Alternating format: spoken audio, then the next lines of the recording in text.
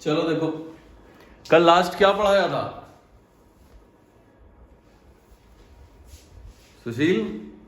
कल लास्ट में क्या था? सबसे लास्ट कॉम्प्लीमेंट्री सप्लीमेंट्री बता रहे थे। कॉम्प्लीमेंट्री सप्लीमेंट्री बता रहे थे। अच्छा, angle is 115 of the supplementary find अच्छा एंगल। अच्छा अच्छा, बस समझ गए।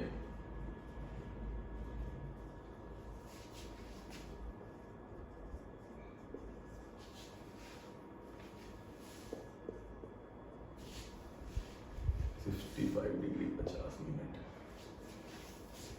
इसका कॉम्प्लीमेंट्री एंगल बताओ।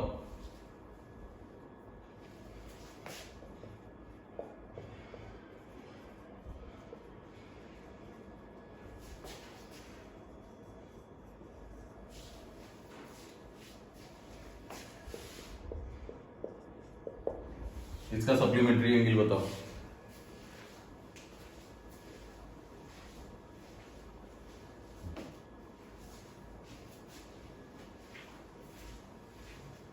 तो पहले वाले का आएगा 24 डिग्री 10 मिनट। हाँ ठीक है। अमोक दिख रहा है? हाँ सर दिख रहा है, क्लियर? एकदम क्लियर सर। ठीक।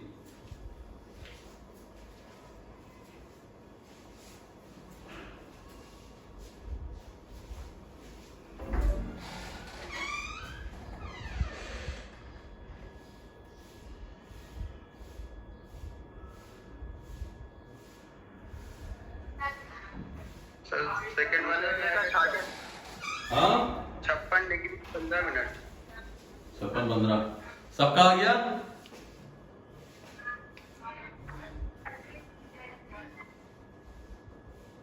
सबका आ गया?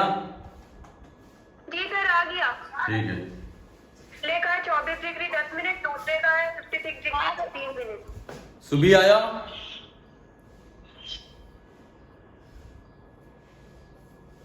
सुबी आया? कहाँ गई? यस सर, ऊपर वाले का 25 डिग्री 10 मिनट। हाँ ठीक है, 24-10 होगा। देखो, complementary angle of 65 degree 50 minute. 65 degree तुम्हें पता है, कॉम्प्लीमेंट्री एंगल इसका बताना है। तुम्हें पता है दो एंगल जिनका सम 90 डिग्री होता है वे एक दूसरे के कॉम्प्लीमेंट्री कहलाते हैं। इसका मतलब ये है कि θ1 plus θ2 is equal to 90 degree. अगर दो एंगल का सम 90 डिग्री है तो वो एक दूसरे के कॉम्प्लीमेंट्री कहलाएंगे। इसका मतलब इसमें कितना जोड़ा जाए कि ये 90 डिग्री बन जाए, इसमें कितना जोड़ा जाए कि ये 90 डिग्री बन जाए। तो एक काम करो, इसको 90 डिग्री से माइनस कर दो तो 89 डिग्री 60 मिनट। इसको इस तरह माइनस करेंगे। क्लियर है? 60 मिनट से जब 50 मिनट जाएगा तो 10 मिनट आएगा और 89 से 65 जाएगा तो 24 डिग्री। क्या सही लिखा है मैंने? सबको क्लियर है? सोम्या आया? हाँ हाँ गया। अगले वाले का आंसर 56 डिग्री 15 मिनट। 15 मिनट। ठीक है भाई, 180 डिग्री होता है तो 179 डिग्री और 60 मिनट लिख दें। 123 डिग्री 45 मिनट इसमें माइनस कर दो तो ये 15 मिनट आ गया। और ये कितना आ रहा है? 6 आ रहा है, ये 5 आ रहा है। 56 डिग्री 15 मिनट आंसर है। Yes sir. हाँ यस सर। ठीक है, चलो अब ट्रायंगल लिखो। आज से ट्रायंगल स्टार्ट कर रहे हैं। जिसका छूटेगा बहुत अच्छी बात है, जिसका नहीं छूटेगा और अच्छी बात है। लिखो ट्रायंगल।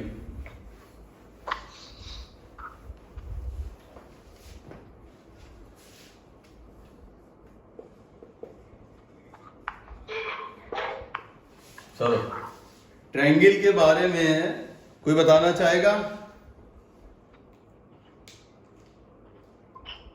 सर इसकी 3 साइड्स होती है।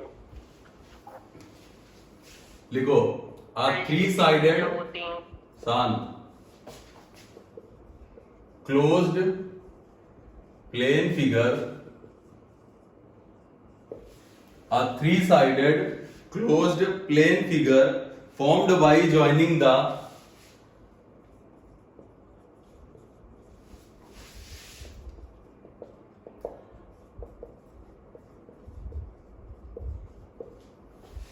formed by joining the three non-collinear point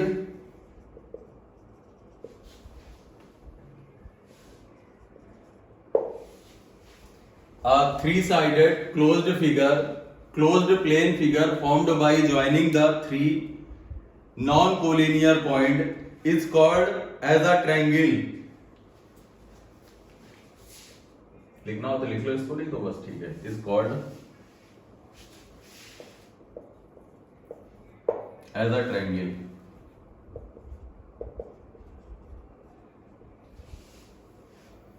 Hindi वालों को लिखना है, हिंदी वाले लिख लो. तीन भुजाओं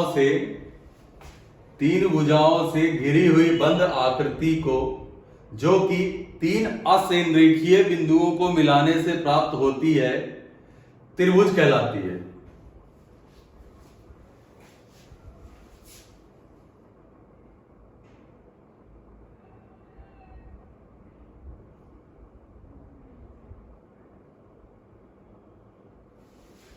ठीक है.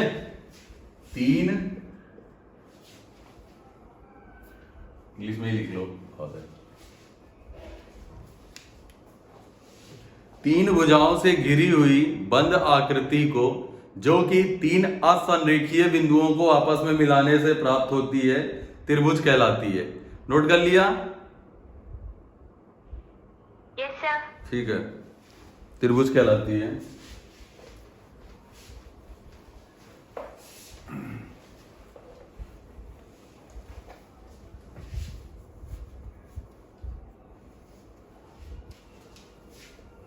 अब ये एक ट्रायंगल है ए बी सी. इसमें ए बी सी वर्टेक्स है, ए बी ए सी और B C length of sides हैं. ए बी ए सी और B C length of side है. और एंगल ए, एंगल बी और एंगल सी, थ्री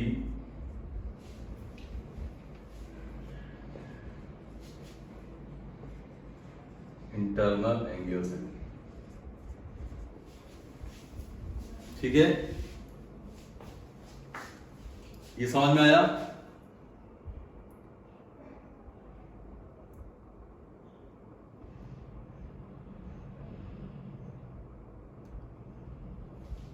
नोट कर लिया? Yes sir. ठीक सर है, एक मिनट रुकिए. बताइए. नोट कर ले.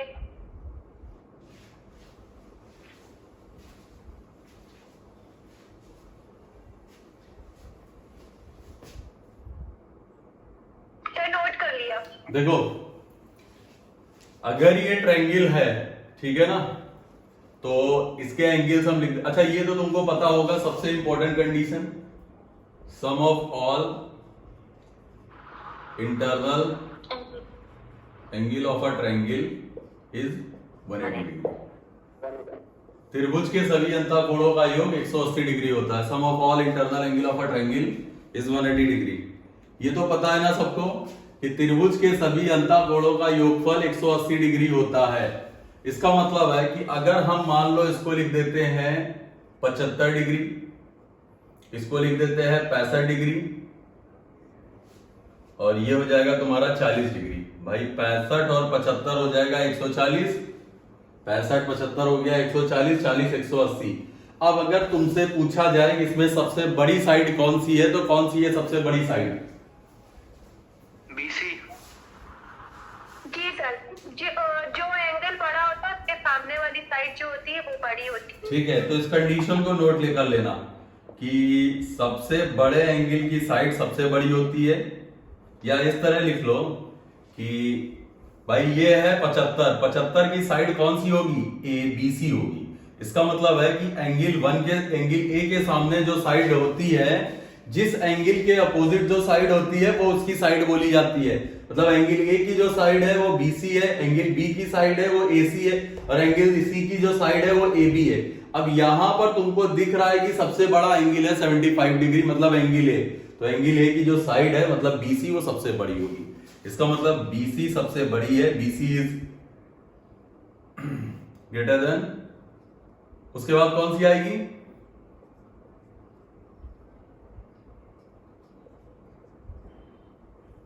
Sir AC. हाँ ये समझ में आया भाई? सबसे बड़ा एंगल है, इसको कहीं नोट कर लेना कि सबसे बड़े कोण के सम्मुख भुजा सबसे बड़ी होती है। सबसे बड़े एंगल की अपोजिट साइड सबसे बड़ी होती है।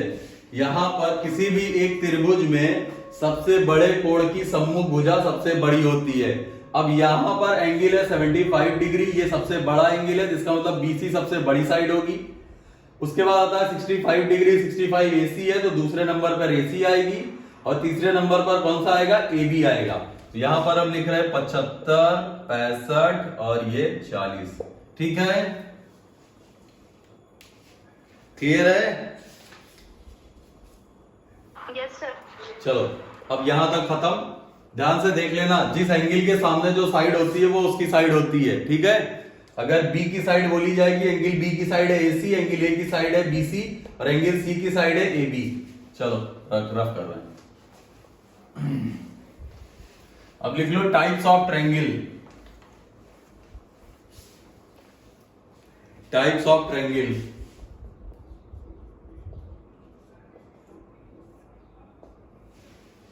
ठीक है, टाइप्स ऑफ ट्रायंगल।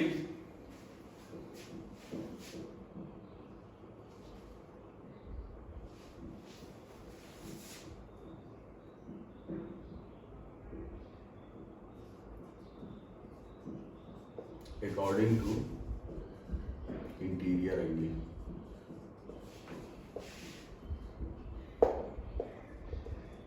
अंतःकोणों के आधार पर, कोणों के आधार पर त्रिभुज कितने प्रकार के होते हैं? कोणों के आधार पर त्रिभुज कितने प्रकार के होते हैं? सर 3। सबसे पहले आता है acute angle triangle. Acute angle triangle या न्यून कोण त्रिभुज। ठीक है ना, एक्यूट एंगल ट्रायंगल या न्यून कोण त्रिभुज। ठीक है, अब इसका मतलब क्या है? जैसे एक ये ट्रायंगल है ए बी सी, एबीसी एक ट्रायंगल है और इसके सारे एंगल जो है वो 90 डिग्री से छोटे हैं। All angles are less than 90 degree. जैसे अभी 75, 65 और कितना आया था? 40 आया था। तो ये एक कैसा ट्रायंगल है? Acute angle. तो एक्यूट एंगल ट्रायंगल के आगे लिख लेना all internal angles are less than 90 degree. त्रिभुज के सभी अंतःकोण 90 डिग्री से कम होते हैं। All internal angles are less than 90 degree. त्रिभुज के सभी अंतःकोण 90 डिग्री से कम होते हैं। त्रिभुज के सभी अंतःकोण 90 डिग्री से कम होते हैं, मतलब angle A is less than 90, angle B is less than 90 और angle C is less than 90। ठीक है, एक्यूट एंगल ट्रायंगल की डेफिनेशन होती है कि इसके सभी कोण, सभी अंतःकोण 90 डिग्री से कम होते हैं। नोट कर लिया? Yes sir. ठीक है, अगला है राइट एंगल ट्रायंगल।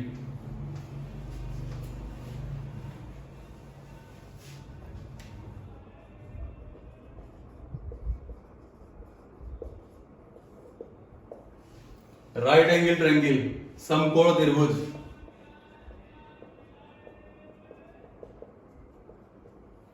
समकोण त्रिभुज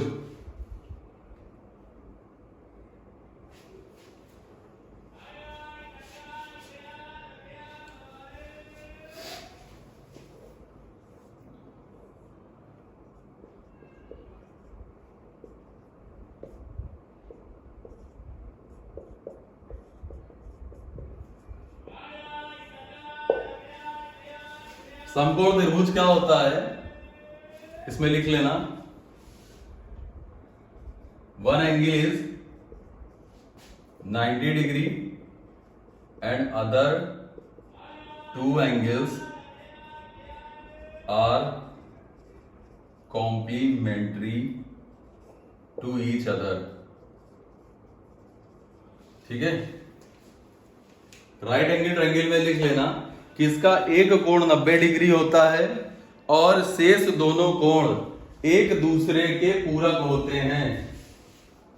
राइट एंगल ट्रायंगल का मतलब ये हो गया कि इसका एक एंगल 90 डिग्री आएगा और शेष दोनों कोणों का योग 90 डिग्री आएगा, कारण तभी इनको बोला जाता है कॉम्प्लीमेंट्री। ये समझ में आ रहा है? जी सर। सोम्या समझ में आ रहा है? हाँ आ रहा है। इसमें हम समझाया ही क्या है?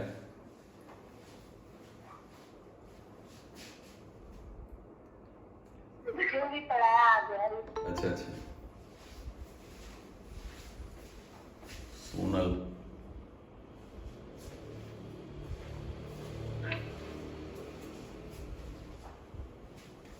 हो गया राइट एंगल ट्रायंगल। अगली बार आगे लिखो। अब कौन सा बचा? Obtuse angle. Obtuse angle triangle बताओ वो। एक साइड 90 से बड़ी होती है और बाकी होंगी ना 90 से। बाकी क्या होंगी? बाकी से 90 से छोटी होंगी। अच्छा,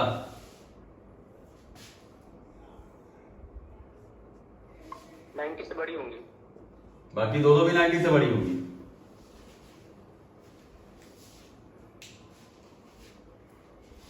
लिख लो, one of its angle is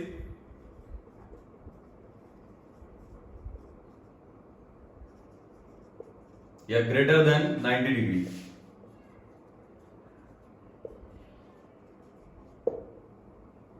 one of its angle is greater than 90 degree.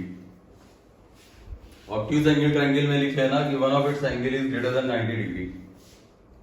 इसका एक कोण 90 डिग्री से अधिक होता है and remaining angles are acute angle.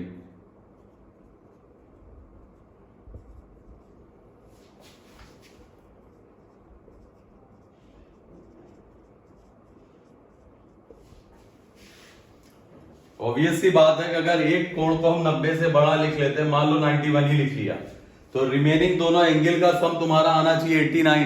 जब इन दोनों का सम 89 आना चाहिए तो इसका मतलब ये दोनों आपस में एक्यूट एंगल ट्रायंगल ही होंगे। अगर मान लो हम एक को 87 भी लिखते हैं तो दूसरा तो 2 ही आएगा, 2 डिग्री ही तो आएगा।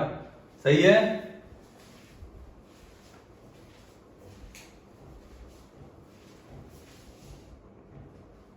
समझ में आ रहा है सीमांत? Yes sir. One of its angle is greater than 90 degree and remaining angles are acute angle.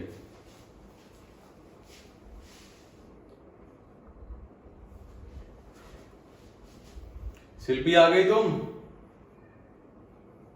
Yes sir. महाविद्यालय हो आई?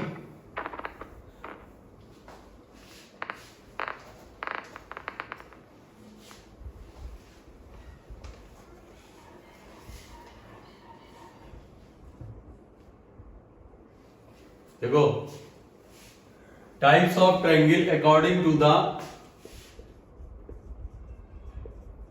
Length of sides. कौन कौन से ट्रायंगल होते हैं? तुमने अभी एंगल के बेसिस पर लिखा है। एंगल के बेसिस पर ट्रायंगल थे, एक था एक्यूट एंगल था, दूसरा था राइट एंगल का था और तीसरा था तुम्हारा ऑब्ट्यूज एंगल। ठीक है, ये तुमने 3 लिख लिए। अब on the basis of side, भुजाओं के आधार पर त्रिभुजों के प्रकार।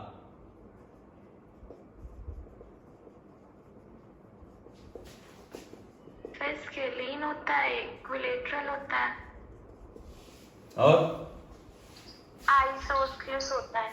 हाँ। इतने जबरदस्त तो प्रोनाउंसिएशन है इसके,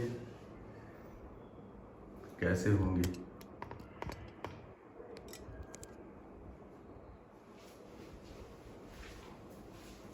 सबसे पहला होता है आइसोस्केलिस।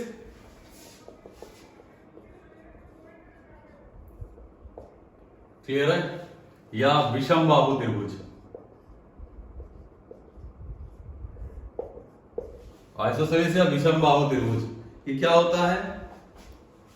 दो साइड इक्वल। जो दो साइड इक्वल होती है। बहुत बढ़िया। विषम बाहु का मतलब खुद ही बोल रहा है, सारी इक्वल होती है। हाँ सारी अनइक्वल होती है। इक्वल होता है। ऑल साइड्स आर अमोघ। ज्योमेट्री तो हो जाएगी। सर टू साइड इक्वल होती है इसकी। नहीं, इसमें नहीं होता है, एक भी नहीं होते हैं। तो आइसोसेलेस में क्या होगा अगर दो साइड इक्वल हो जाएंगी? इसमें तो सॉरी, आइसोसेलेस में दो होती है, स्केलर में एक भी नहीं होती, इक्विलेटरल में सारी इक्वल होती हमने यहाँ आइसोसेलेस लिख दिया था, अमोघ सही बोल रहा था, स्केलर लिखना चाहिए था, नाम गलत हो गया था। तो आइसोसेलेस तो बताया था मैंने। ना ठीक था, अमोघ सही था, मैंने यहाँ गलती से नाम गलत लिख दिया था, स्केलर लिखना चाहिए था। ये होता है विषम बाहु त्रिभुज। सब अलग अलग होती है सारे side. All sides are different in length. Amogh कभी गलत नहीं होता। ये यादों से पढ़े रहे। हाँ? वीडियो बन रहा है, बोलो मत। सर वो आपने हेडिंग क्या डाली मिटा के, समझ में नहीं आ रहा है। ये नहीं, विषम बाहु के पहले जो आपने भी चेंज स्केलन, ये जी सर। SCALENE।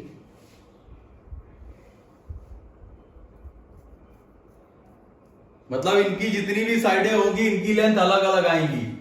जैसे ये मान लेते हैं 10 है, ये कितना हो जाएगा? 5 लिख दें, ये 7 लिख दें। क्लियर है? तो इनकी जो लेंथ आएगी वो अलग अलग आएगी।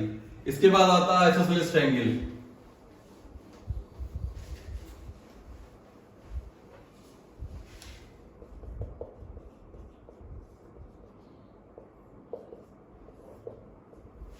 आइसोसेलेस ट्रायंगल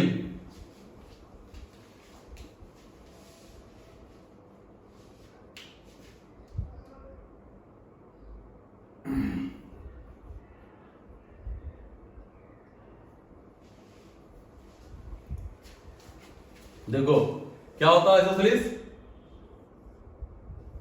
टू साइड्स, दो इक्वल साइड्स होती है। ठीक है, लिख लो।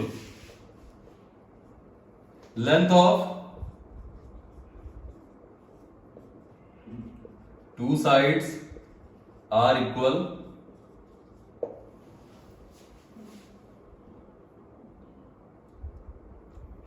आइसोसेलेस ट्रायंगल होता है समद्विबाहु त्रिभुज। समद्विबाहु त्रिभुज हिंदी वाले लिख लो, जिसकी दो भुजाएं बराबर होती हैं और उनके दो सम्मुख कोण भी आपस में बराबर होते हैं। जिसकी दो भुजाएं, ऐसा त्रिभुज जिसकी दो भुजाएं बराबर हों और उनके सम्मुख कोण भी आपस में बराबर हों। अब यहां सब देखना, length of two sides are equal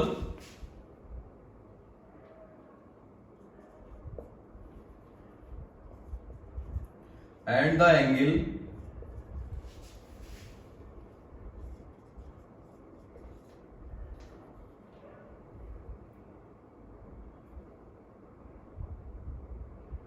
and the angle of opposite to congruent side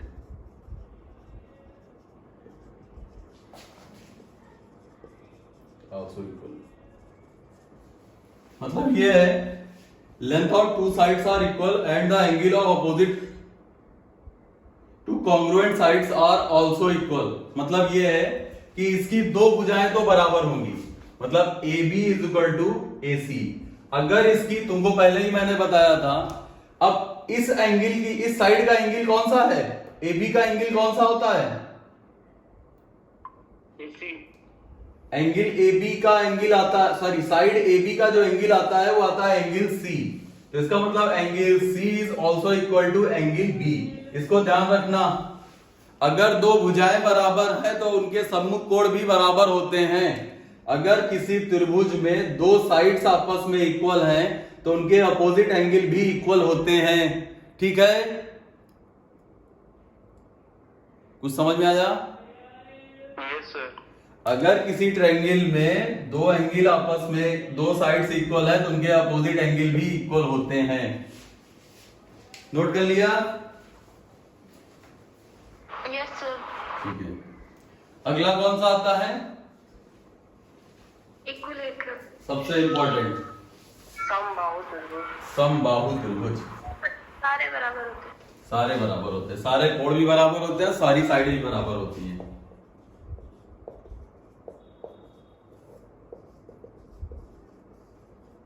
√3/4 बहुत जबरदस्त। हाइट क्या होती है? हाइट होती है सर √3/2a। सही है। Small are?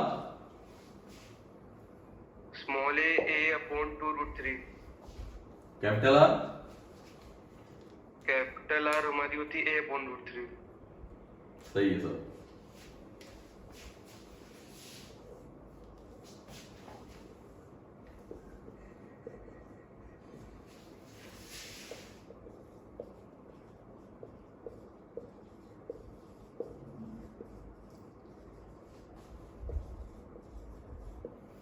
समबाहु त्रिभुज, सभी कोण तथा सभी भुजाएं आपस में बराबर होती हैं। सभी कोण तथा सभी भुजाएं आपस में बराबर होती हैं। AB = AC = BC, angle A = angle B = angle C। Angle A के सामने BC है, उल्टा हो गया। एंगल C के सामने AB है और AC एंगल B के सामने = 60 डिग्री। समझ में आ गया? क्लियर है? Yes sir. ये सबको समझ में आया? Yes sir. ठीक है, तो तुमने दो चीजें अभी पढ़ी हैं। पहला, सुशील समझ में आ रहा है? जी सर। पहला तुमने पढ़ा है कि on the basis of angle और साइड। एंगल के बेसिस पर टाइप ऑफ ट्रायंगल कौन कौन से थे? एक्यूट था, दूसरा था राइट था, और तीसरा क्या था? ऑब्ट्यूज था। ऑब्ट्यूज। ठीक है ना? और साइड के बेसिस पर स्केलन था या विषम बाहु, जो लिखना लिख लो। समबाहु, विषमबाहु, द्विबाहु। समद्विबाहु और समबाहु। सही है? Yes sir. स्केलन,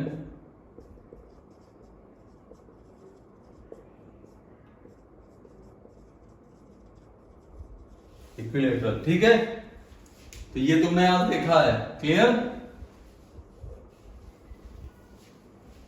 चलें, अब यहीं से क्वेश्चन स्टार्ट। अब यहीं से क्वेश्चन स्टार्ट होगा। ठीक है, यहां तक जो तुम्हें पढ़ना था तुमने पढ़ लिया कि त्रिभुज क्या क्या नाटक था त्रिभुज के। अब यहां से तुम्हारे क्वेश्चन स्टार्ट होंगे। ध्यान से देखना, ये क्वेश्चन जो कराने जा रहे हैं तुम्हारे एग्जाम में भी आया हुआ क्वेश्चन है। अच्छे से देखना। रफ कर रहे हैं? जी गुरुजी।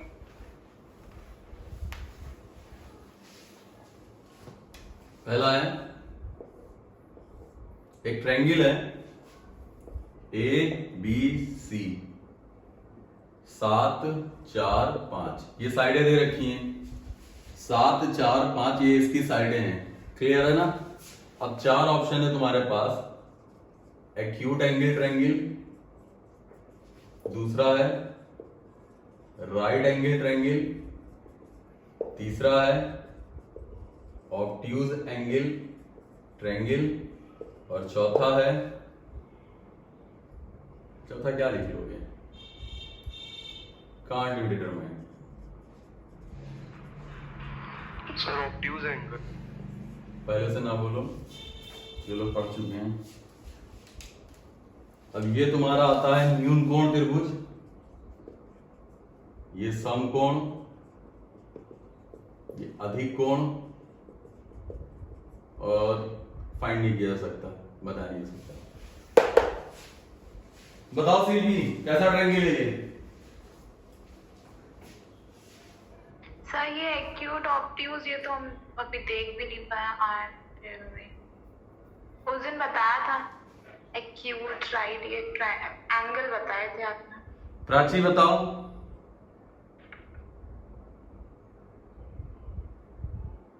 शिल्पी, वो क्या नाम है, सुबी, सुबी कहाँ गई? सर है। सोम्या तुम्हें आया?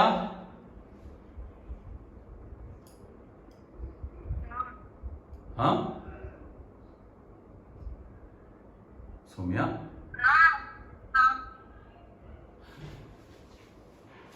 देखो हमने दे रखी है साइडों की लेंथ, ठीक है? क्या आ रहा है इसका आंसर सौम्या? स्केलर। अब क्या होगा? भाई स्केलन तो है, लेकिन स्केलन कहाँ है? ऑप्शन में नहीं है स्केलन। स्केलन तो दिख रहा है कि सारी साइडें अलग है। मैंने तुमसे बताया था on the basis of angle, angle के बेसिस पर तुम्हारे ये ट्रायंगल थे, और साइडों के बेसिस पर तुम्हारे स्केलन और राइट क्या कहता है, स्केलन, आइसोसेलेस, और तीसरा क्या था, इक्विलेटरल थे। अब यहां पर हमने दे तो रखी है साइडें और पूछ लिया एंगल के बेसिस पर। अब ये कैसा ट्रायंगल है? साइड से भी अनइक्वल है ना सारी। तो साइड अनइक्वल है तो एंगल से क्या लेना देना?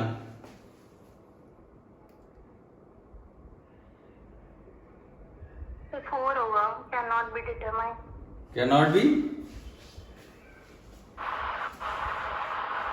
भाई तुम्हें पता है कि यहाँ साइडें अनइक्वल हैं तो एंगल अनइक्वल आएंगे। साइडें बराबर नहीं है तो सारे एंगल अलग अलग आएंगे, ठीक है? साइडें इक्वल नहीं है तो सारे एंगल अलग अलग आएंगे, कोई बात नहीं है भाई। ऑब्ट्यूज में भी सारे एंगल अलग आ सकते हैं, एक्यूट में भी सारे एंगल अलग आ सकते हैं, राइट में भी सारे एंगल अलग आ सकते हैं। तो हम एंगल के बेसिस पर कैसे बताएंगे इसमें?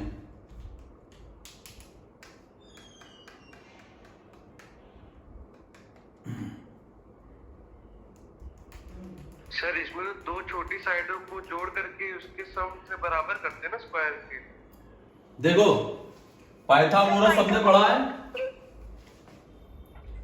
अगर कोई राइट एंगल ट्रायंगल होता है, अगर कोई राइट एंगल ट्रायंगल होता है जैसे ए बी सी, सही है, ये 90 डिग्री, क्लियर है? तो पाइथागोरस थ्योरम क्या कहती है कि सबसे बड़ी साइड मतलब हाइपोटेन्यूज जो होता है, इसको लिख लेते हैं हम, कुछ भी लिख लेते हैं, इसको लिख लेते हैं बी, ये तुम्हारा सी के सामने छोटा सी और ए के सामने छोटा ए, तो ये राइट एंगल ट्रायंगल है। राइट एंगल ट्रायंगल में पाइथागोरस थ्योरम फॉलो करती है। Yes sir. तो इसका मतलब ये हो जाएगा कि B square is equal to A square plus C square. क्या सही लिखा मैंने? Yes sir. इसका मतलब सबसे बड़ी साइड के स्क्वायर का जो सबसे बड़ी साइड का स्क्वायर है वो दोनों रिमेनिंग साइड के स्क्वायर के सम के बराबर है। ऐसा ही तो आ रहा है। Yes sir. शिल्पी समझ में आ रहा है? हाँ सर आ रहा है। ठीक है, देखो पहली कंडीशन, अगर राइट एंगल ट्रायंगल है, अगर राइट एंगल ट्रायंगल होता है तो तुमको पता है हम यहीं पर बना रहे हैं। अगर राइट एंगल ट्रायंगल है तो तुम्हारी क्या कंडीशन थी? सबसे पहले यहां पर कंडीशन आई राइट एंगल ट्रायंगल के लिए B square is equal to A square plus C square. अच्छा, सबको ये तो पता है कि किसी भी राइट एंगल ट्रायंगल में हाइपोटेन्यूज सबसे बड़ी साइड होती है, यस सर। ठीक है? किसी भी राइट एंगल ट्रायंगल में हाइपोटेन्यूज सबसे बड़ी साइड होती है। तुम्हें क्या करना है? सेकंड, ये तो हो जाएगा तुम्हारा राइट एंगल ट्रायंगल। अब अगर बी स्क्वायर, मान लो ये राइट एंगल ना हो, ये राइट एंगल ना हो, ऐसा ही दे रखा है, तो इसमें जो सबसे बड़ी साइड है हम लिख ले रहे हैं, एक बार हम बता दे रहे हैं, पूरा ध्यान से देखना। इसको नोट कर लिया है ना? इसको नोट कर चुके हो? Yes sir. ठीक है, ध्यान से देखना। इधर हम एक ट्रायंगल बना रहे हैं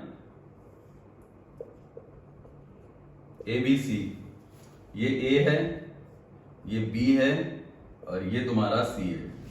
यहां पर हम ये तो बता सकते हैं कि ना कौन सी साइड सबसे बड़ी है। Yes sir 7। ठीक है, तो यहां पर ये लिख रहे हैं सी इज लार्जेस्ट। अगर सी सबसे बड़ी साइड है तो पहली कंडीशन बनती है कि C square is equal to A square plus B square, तो राइट एंगल, सही है? क्लियर। दूसरा है, अगर C square is greater than A square plus B square तो क्या बनेगा ये? Acute obtuse angle. और third, C square is less than A square plus B square तो एक्यूट एंगल ट्रायंगल। एक्यूट। ठीक है, क्या समझ में आया सबको? जी सर। नोट कर लो इसको। ये ऑब्ट्यूज है सर। अब इसका आंसर क्या आएगा? सर ऑब्ट्यूज, क्योंकि 49 इज इक्वल टू 41 आ रहा है, मतलब नॉट इक्वल टू सॉल्व करने पे। भाई इसमें सबसे बड़ी साइड हमने देख ली, सबसे बड़ी साइड थी 7 का स्क्वायर किया 49, उसके बाद रिमेनिंग 16 और 25 तो 49 41 तो ग्रेटर साइन इधर लग जाएगा। इसका मतलब सबसे बड़ी साइड के स्क्वायर का स्क्वायर जो है वो दोनों रिमेनिंग साइड के स्क्वायर के सम से ज्यादा है, तो ये तुम्हारा कैसा ट्रायंगल हो जाएगा? Obtuse angle triangle. प्राची समझ में आ रहा है? Yes sir. Sushil ji sir. कुछ आ रहा है? जी सर। ठीक है, रफ कर रहे हैं।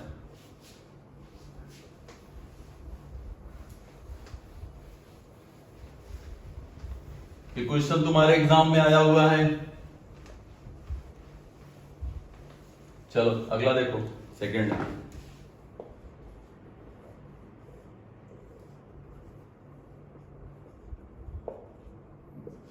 इसको लिख लेते हैं 10, इसको 9 और इसको 2। बताओ कैसा ट्रायंगल है? ऑब्ट्यूज। कैसा ट्रायंगल है ये? Sir obtuse. भाई ऑब्ट्यूज है। सबसे बड़ी साइड 100 आ गई, 4 प्लस 81 85 100 बड़ा क्या आएगा? 100 आएगा ना।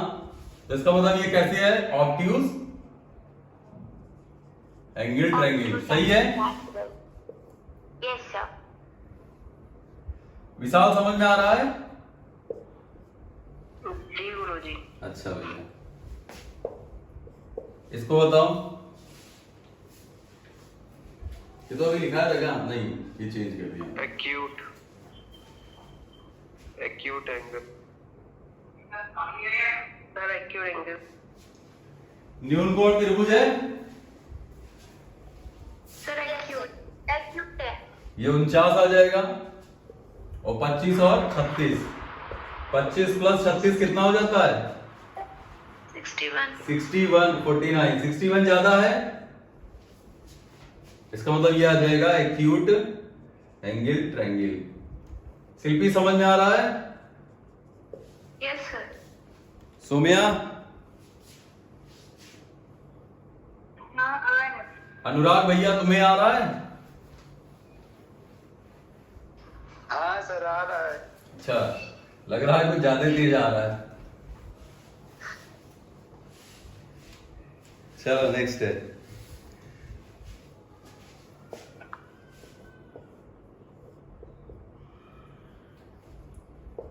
पंद्रह 12 ट्रिपलेट बन जाएगा सर।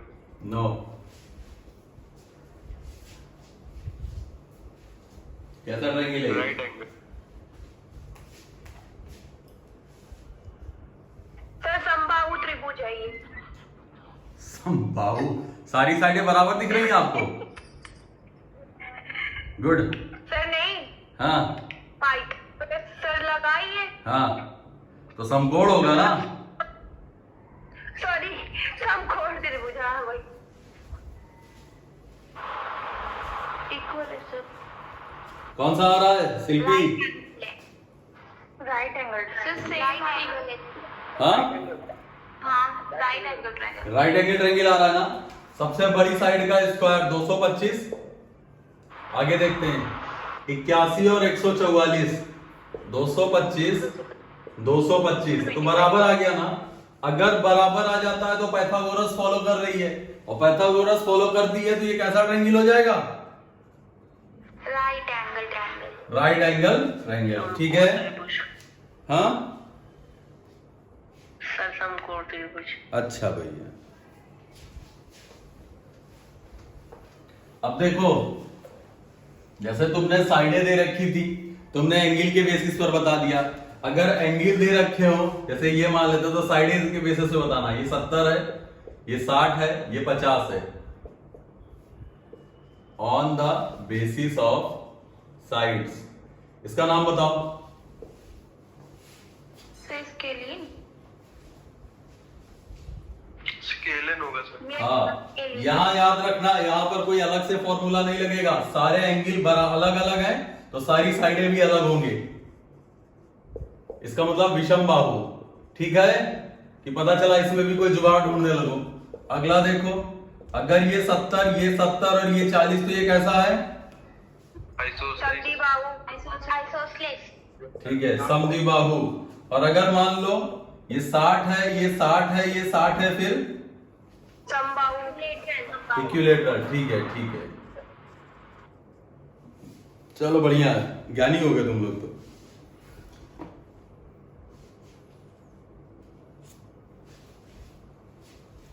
लिख लो फंडामेंटल प्रॉपर्टीज ऑफ ट्रायंगल। कुछ प्रॉपर्टीज होती है ट्रायंगल फॉर्मेशन की, अगर वो फॉलो नहीं करेंगी तो ट्रायंगल फॉर्म नहीं होगा।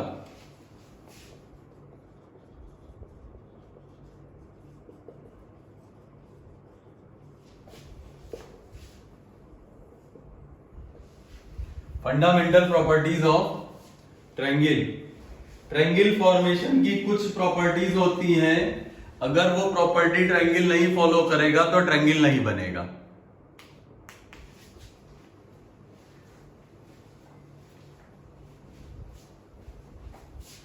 ठीक है, बताओ अमोघ। हाँ सर। क्या क्या होती हैं? सर एक तो तीसरी साइड बड़ी होनी चाहिए हमेशा।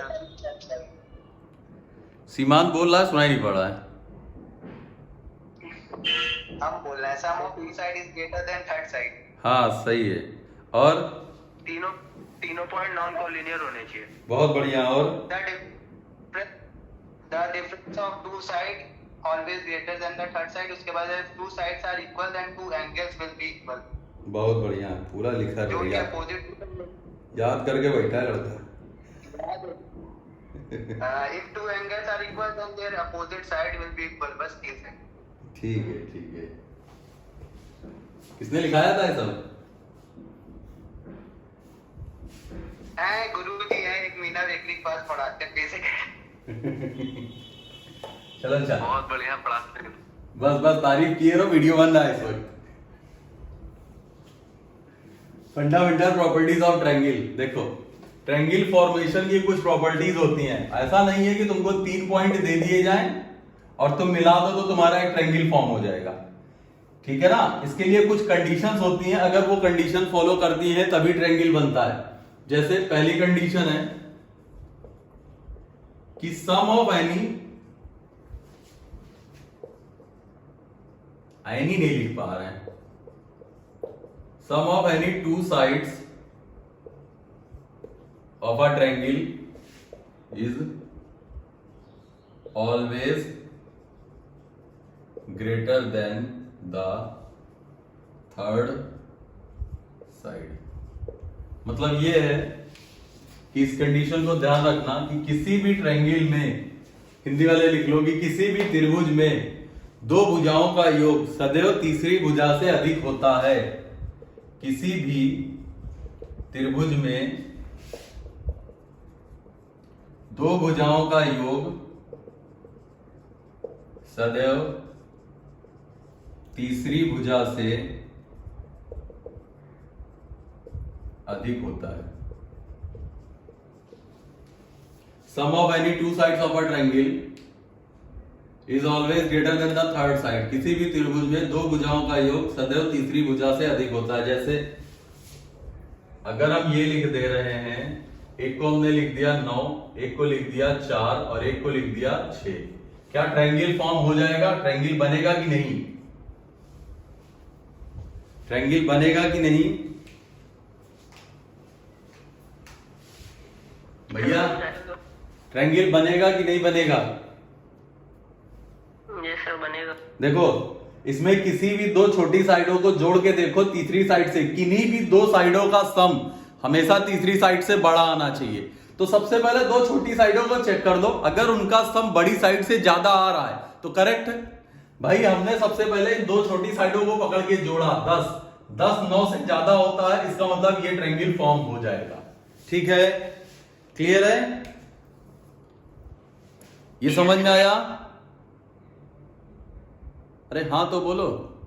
यस ये सर। सर अगला है, पहली कंडीशन थी ये, इसको चेक कर लिया हमने। अगली कंडीशन है, अगली कंडीशन है तुम्हारी द डिफरेंस ऑफ एनी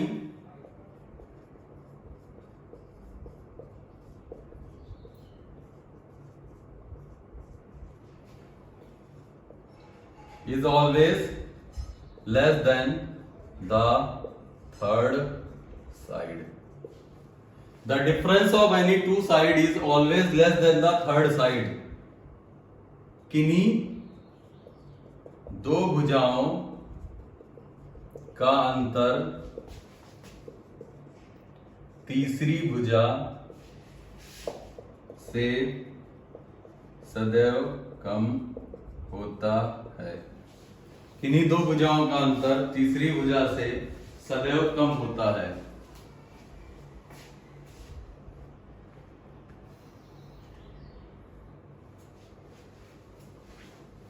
तुमने पहली प्रॉपर्टी चेक कर ली कि दो साइडों का सम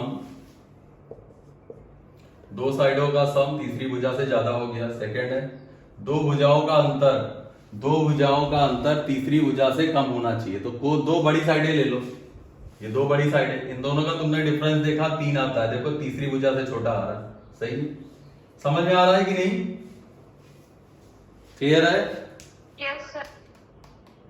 प्राची कुछ समझ में आ रहा है? Yes sir. ठीक है, तो पहली कंडीशन हो गई कि दो साइडों का सम तीसरी भुजा से ज्यादा होना चाहिए, पहली कंडीशन है। दूसरी कंडीशन हो गई किन्हीं भी दो साइडों का डिफरेंस तीसरी भुजा से कम होना चाहिए। ठीक है, क्लियर है? Yes sir.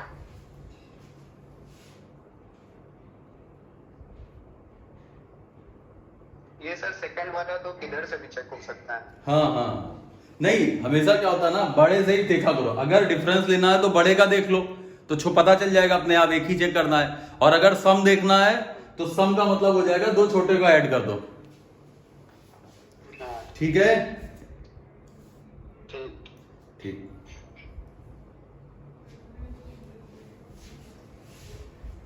चलो अब इस प्रॉपर्टी के ऊपर कुछ क्वेश्चन है।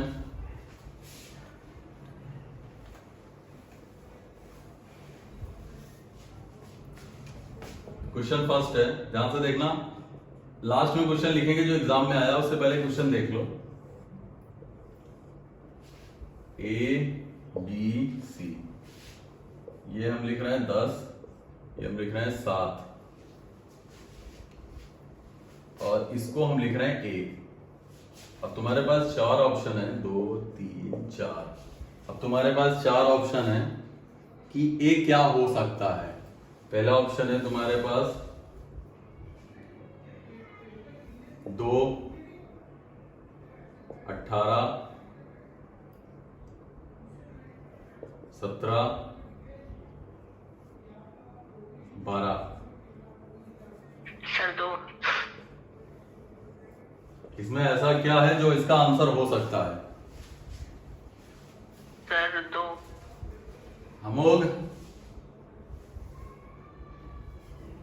सर बता रहे सर, चेक करना पड़ेगा।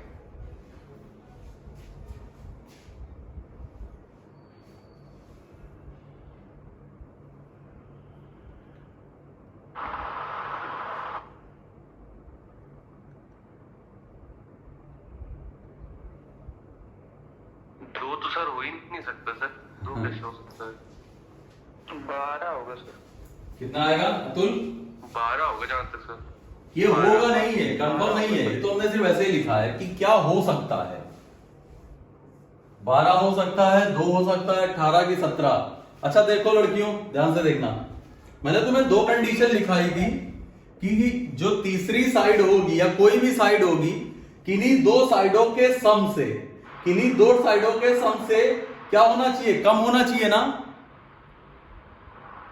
Yes sir. इसका मतलब है जो तीसरी साइड होगी वो कभी भी 17 से ज्यादा नहीं हो सकती। सही है। Yes sir. मतलब इसको ऐसे लिख देख सकते हैं कि तीसरी जो साइड होगी वो कभी भी 17 से ज्यादा नहीं होगी। शिल्पी समझ में आ रहा है। हाँ सर। पहला हो गया। दूसरा, इन दोनों के बीच के डिफरेंस से बड़ी होनी चाहिए। इनका बीच का डिफरेंस कितना आएगा? 3। इसका मतलब जो तीसरी साइड है वो 3 से बड़ी होनी चाहिए। अब तुम्हारे पास कौन कौन से ऑप्शन है? 3 से बड़ी होने का मतलब 4, 5, 6, 7, 8, 9, 10, 11, 12, 13, 14, 15 और 16। इतने ही तो ऑप्शन है तुम्हारे पास। Yes sir. विशाल समझ में आ रहा है? यस सर, गलत हो गया। सुशील तुम्हें? नहीं सर। सुशील, अच्छा उसको जाना था, ठीक है चला गया होगा। सोम्या आ रहा है? अरे कोई बोल भैया। सर आ रहा है। हमें तो हाँ हमें भी आ गया। तुम्हें भी सर आ आ गया? गया। ठीक है। लड़कियों तुम्हें आया? क्या नाम था? शिल्पी, सुबी और प्राची। हाँ सर आ गया। Yes sir. प्राची आया? Yes sir. ठीक है। अब देखो फिर से एक क्वेश्चन है, ध्यान से देखना। अब इस क्वेश्चन का जो आंसर आएगा ना, इस क्वेश्चन का आंसर इस तरह आएगा कि इनके डिफरेंस से बड़ा होना चाहिए। मतलब ए जो है वो 3 से बड़ा होगा और इनके सम से छोटा होगा, मतलब 17 से छोटा होगा। तो इसका आंसर ये आएगा। ये रेंज लिखी जाती है।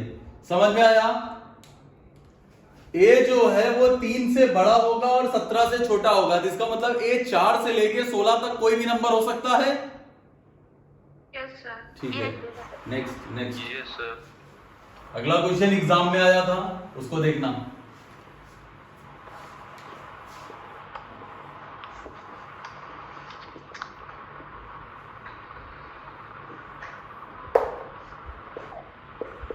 हम छोटा नंबर लिख रहे हैं थोड़ा सा।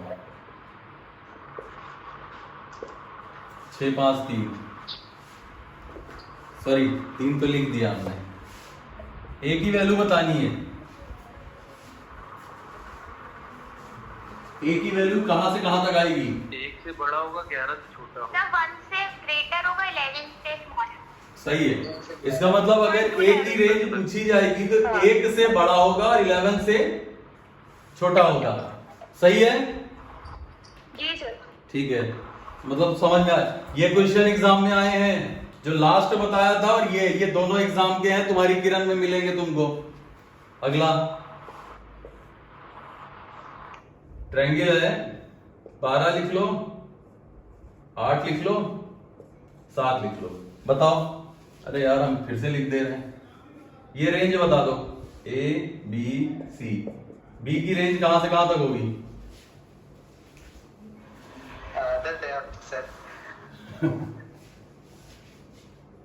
बी की रेंज कहां से कहां तक होगी? सर 4 से ग्रेटर, 20 से स्मॉलर। 4 से ग्रेटर। 4 to 20। ओके सही है। इन दोनों के डिफरेंस से ज्यादा, मतलब 4 से बड़ा और 12, 8, 20 से छोटा ना। Yes sir. क्लियर है? समझ में आ गया? जी सर। Yes sir. ठीक है चलो बढ़िया।